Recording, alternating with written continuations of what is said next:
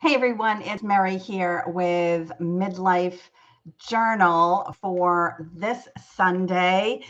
I'm on a real streak of a jet lag right here. I just got off a 24-hour round trip from San Diego, California, back to Warsaw, Poland. So I am a little out of it today, but I wanted to talk to you about this question that I write about often. And, I like to share these thoughts that I have because I know that sometimes when you look at a blank page, your mind kind of goes blank. At least that's what people tell me. Excuse me. But the question for today in our midlife journal, so grab your pen, grab your paper. Don't forget to subscribe to the channel so that you never miss a thing because, I'm always coming up with these things that I ponder in the middle of the night and I like to share them with you. So today's question is, would you? So, you know, we're given these opportunities a lot. We say that we want things and suddenly they kind of appear, or we get introduced to somebody that could help us facilitate something, do something different. But then we kind of turn our head, look away. That's not for me. Maybe they want something like, what is it that goes through your head when you are given an opportunity to make something really great happen for you? So, would you grab your pen? Would you, if everything was laid out in front of you, if there were no perceived obstacles, would you take the next step? Would you become that person that has those things, that stuff, that whatever it is that you are looking to attain? Maybe it's a new career, maybe it's a new relationship, maybe you want to live someplace different, maybe you want to shed some negative thoughts that you have about yourself, or like you just want to change. You just like, I just want out. I want the world to stop and I want to get off and I want to go do something different. I've had that thought before, trust me. Would you walk in the direction of your dreams? Or if you are so unhappy and so like you just are so in a bad place, are you willing to walk in the opposite direction? Because sometimes, even when the bad stuff happens, we would rather stay with the devil that we know than walk toward the light that we are unsure of. So, what is it? What is it? Would you move? What would get you to live the life that you keep talking about? What would get you to be the person that you need to become to make that life happen? Because the truth of the matter is, if you already were that person, because we all need to do something, be something, become something different in order to have something different. We have to let go of something. We have to leave something behind. We got to leave a thought behind, or a way of being. We need to leave that behind in order to step into this person that has this thing that you want. So people often say to me, I don't have the time. I don't have the resources. I don't really know what I want. I'm too afraid. What if I fail? What will other people think? So if all of that, if I could like sprinkle some fairy dust, and all of that was gone, all of that stuff,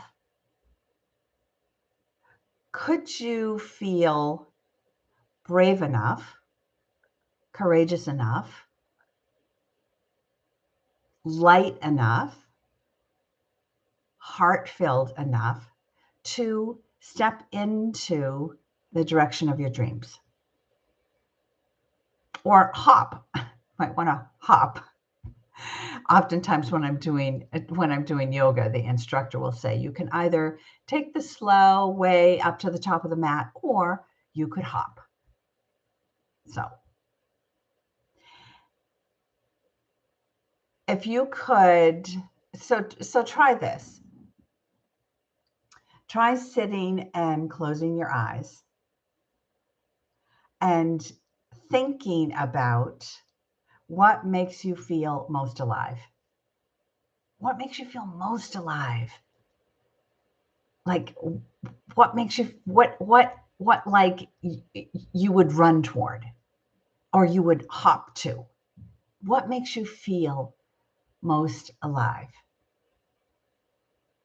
When for me, it's when I'm interacting with people, like here I am right here with you. Like this makes me feel most alive. When I'm standing in front of an audience, when I'm coaching a client, it makes me feel most alive because I know that it just takes one. I'm planting seeds of growth. So if you were to close your eyes and think about what makes you feel most alive, pick up your pen and write about that.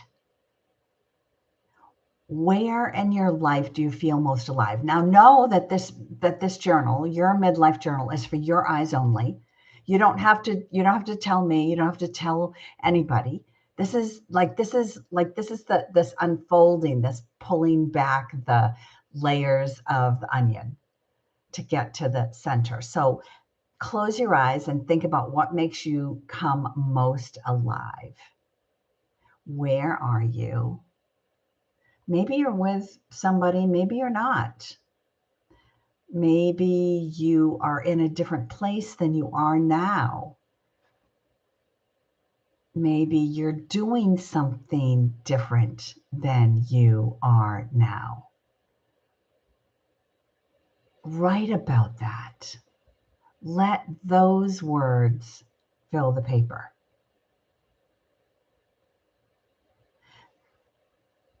The thing about change is that change doesn't come with other stuff. I mean, it does come with other stuff, excuse me. Because we're bringing all of us with the change, right? So in that, we're bringing our thoughts, we're bringing our past experiences, we're bringing our mind. So these thoughts, these things will derail us, even though if it's like Dorothy on the yellow brick road and it's everything is laid up for us. All we need to do is just get on the road and just walk it and just grab the stuff as you're going by, like, yeah, this is, yeah. But then the wicked old witch is going to show up and she's got something else in store for you. So our true soul spaces, like who this is right here, like what this has to say, it's never on a map. I can never map it out. I can have a vision. I can have a goal. I can have an idea. I can visualize something, and I can take steps to get me closer. But it's never going to be straight. Will you still walk? Will you still walk the road if you don't know what's around the corner? because with change is going to come some trip ups. Um, for me, living in a foreign country where I don't speak the language, it's a lot of embarrassment or, like just, like thinking, what, oh my God, how totally said the wrong thing, or I went in the wrong direction, or I'm so late now, I'm never going to be able to recover myself. So what is it? Like, what would stop you? What stops you? Why don't you have the things that you want? Now, set aside, you don't have the resources, the financial resources. Just set that aside because that's all made up shit. Let's just get to, because if you want it bad enough, you'll figure out how to gain the resources to make it happen. Trust me. So you could also like make a T on a piece of paper. And on one side, when your mind says no, when your mind is stopping you for whatever reason, I've given you everything that you need. I've given you everything, all of it. It's all yours. I've given it all to you. The plan has been laid out, but you still have self-doubt. Your mind is still saying no. What's happening? What is happening? So write about the hardest challenge that you've had all year. So now we're in the toward the end of July in 2023. I'll tell you, it hasn't been a great year. It hasn't been a great year for me. Like, it's been a lot of stumbling. I've had some health challenges creep up, some side steps I've had to make. Like, it certainly didn't go as planned. Is that going to stop me? Can I learn something from that? So here we are, 6 months into the year. Excuse me. What's been your biggest challenge? Or your hardest, maybe not your biggest, because sometimes, size doesn't matter in this regard. So what's the hardest challenge that you've had all year on the left side of the paper? And on the right side of the paper, you made it through. You made it through that challenge. What did you do? What did you do? When the challenge showed up, you were in a certain kind of mind frame when that challenge showed up. Nervous, anxiety, feelings of failure. I can't do this. It's not for me. It's not my time. But somehow you did something and you circumvented that and you're here. Like, you showed up. You got your pen and your paper and your journal and you're ready for something else. Who were you that allowed you to get through the hardest challenge? What did you do? What did you do to get through that challenge? Maybe you asked for help. Maybe you changed your expectations, or you let go of your expectations and you just went with the flow and you just created something. What did you do to overcome this challenge? The latest one that you've had, because you got through it because you're here. Oftentimes we don't celebrate the fact that we got through a tough period in our lives. And because we don't celebrate it, we don't internalize it as something that we did that's awesome or great or worthy of praise. We just get through it. And I see that a lot here in Poland with all the Ukraine women and children that are here that have had to leave their home country and leave their husbands, leave the men in their lives to go to a country they've never been to, oftentimes before. They don't speak the language, although it's Slavic, so they can manage it somewhat. But they had to do it. They had to figure it out. They just had to, they didn't have a choice. So if you don't have a choice, what will you do? If you don't have a choice and you just have to do it, what would you do? And would you do it? When do you know that you're ready enough to do it? Whatever that is. So once you've kind of processed these thoughts of, am I really going to do what I keep telling people that I'm going to do? Where can you have integrity with your word? Where are you letting yourself down?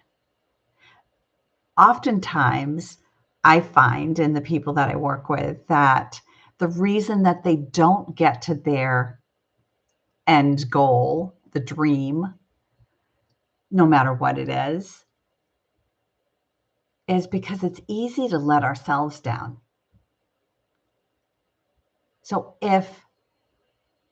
for instance, if this goal were your boss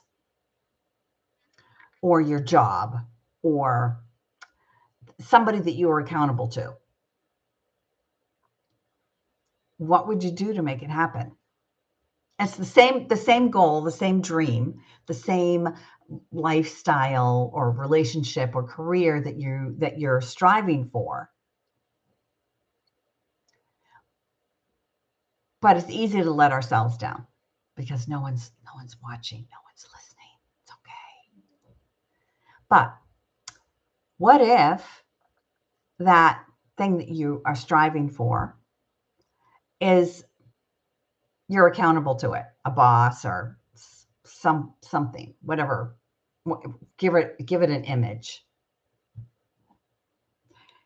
And you were accountable to it. Now what would you do? What would you do to ensure, because I've given you everything.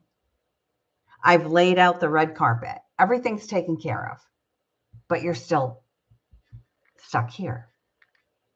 What would you do to get there? Would you take the step?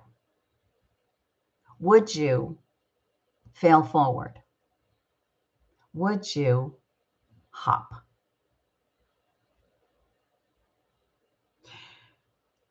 Now, sometimes it's easier for us to help someone else. And that's why we can let ourselves down because, I got to go help my parent. I got to go help my daughter. I got to go help Sally move today. She's got to be out of her apartment by the end of the week. Right? It's easy to do that stuff. I'll get back to this. I'll get back to my goal setting. I'll get back to doing this budget. I'll get back to doing this when I get back. And life gets in the way.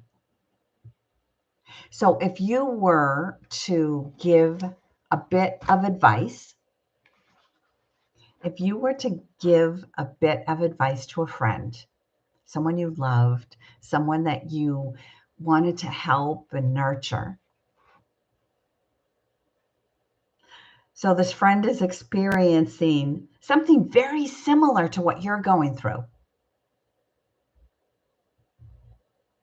What's the advice that you would give them? Sometimes, not all the time, but sometimes when we think about taking this dream or goal, you take this dream or goal, you put it over there, and you make it somebody else's, and try and give them advice on how to get there. What it really does is it releases the bind that the self-worth or lack of confidence. It releases the bind that we have on ourselves and of not being worthy enough, or you're not enough. And we can look at somebody else and say, oh, but look at this opportunity. Look at a way to do this. I know this person that you could connect with. What about doing this? So sometimes it's easier to try and turn the tables a little bit and kind of trick your mind into playing a little game with you. Because I'm a whatever it takes girl. I know that the world is abundant and what really wants to deliver. I'm the one that's holding everything up. I'm the one that's at the red light when the light has already turned green several times and I'm still sitting there. Where are you sitting there? Would you take the leap if everything had been laid out for you? What is the bit of advice that you would give your deepest friend who might be experiencing something similar to you? Persistence guarantees that a result is inevitable. I've laid out the red carpet for you. There are no obstacles. Would you take the leap of faith? And what would that next right step be for you right now? So I hope this gave you something to think about. Don't forget, this is up for you to watch and rewatch whenever you need it. Share it with a friend that might be in need of getting out of their stuckness or not living up to their full potential. So I hope you'll share this. Again, don't forget to subscribe, and I'll see you next Sunday for another Midlife Journal. Ciao for now.